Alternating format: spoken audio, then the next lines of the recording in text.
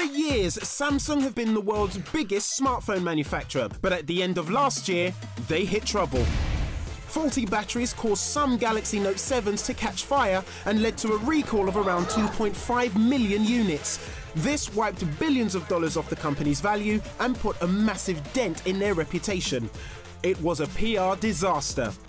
And now Samsung are releasing a brand new flagship smartphone, the Galaxy S8. It replaces the brilliant S7, is rival to the mighty iPhone, and Samsung must be hoping that everyone loves it and that their reputation can be restored. No pressure then. So, this is important not just because it's a brand new version of an incredibly popular smartphone, but it's important for Samsung themselves, isn't it? Yeah, it's so very important. And this phone isn't even out yet, which is why, yeah, it's not a good box. I know.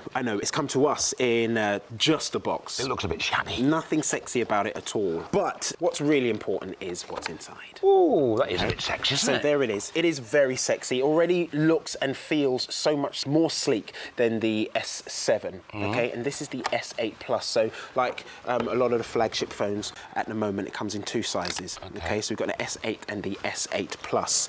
What are your first impressions about how it feels? It feels less wide. It's a bit slimmer. Yep. And easier to... If you're going to use it as a phone, it feels a bit easier, you know. Who does that? Take a look at the screen. There's so much less bezel on this screen than any other phone that's out there. Actually, you've got a little bit at the bottom and a little bit at the top. The physical home button has gone, and you've got a virtual one on the screen there. OK, so there are some subtle differences already. It's a 6.2-inch screen. The S8 Plus will cost you $779. Wow. That is a serious bit of money for a phone. The S8 will cost $689. It is serious money for a phone, but this is gunning for being the best phone out there. I guess the biggest talking point about the S8 at the moment is the virtual assistant, which they've called Bixby. OK, which will be released in... So, like Siri for... Exactly, yeah.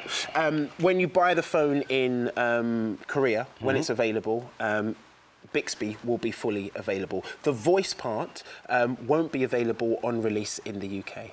Hang on, so they're releasing a phone that isn't fully operational yet? Pretty much. But I can demonstrate some aspects of Bixby, one of which is called Bixby Vision. So if you're out shopping, or you want to go out shopping, you can take a scan of a product. Oh, other colours are available. Other colours are available. That will let me know where Coca-Cola I can purchase. Wow. But you can get that on other phones as well. It's available as an app on other phones, but it's built into the S8. Another thing I could do is scan text. Turn it into a file that I can edit and forward on. So the script, for example, I can take a scan of that, make some amendments and send that to you. What's the camera like? Get your phone out. Good question, even. So what kind of camera's on that? So there's a 12-megapixel camera, rear-facing. Dual 12-megapixel camera. Now, here's the thing. Samsung have a great reputation for taking fantastic pictures. I am a little bit disappointed that it doesn't come with dual lens, but let's compare, shall we? All right, guys, fancy posing for us? Stand up for us. So you've got the iPhone 7 Plus, correct? Yeah. OK, there we are. Come over and let's have a comparison. That was your red carpet moment. Are you working out where you can buy me from? Well, first of all, that infinity screen is beautiful, isn't it? It's just, I love the fact that they got rid of the bezel. That's what I want the next iPhone to look like. Go on in, John. In terms of cameras. That's clearer. The Samsung looks a bit clearer, doesn't it? I think the quality of the pictures is very similar. I think that the Samsung screen looks better on first it's impressions. brighter, the screen.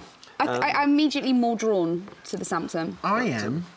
I think the Samsung looks better, even myself. Yeah, it is better, but I do think the two lenses on the iPhone are useful photographically, and I'm slightly disappointed Samsung haven't gone down that route. I like the full screen on that, though.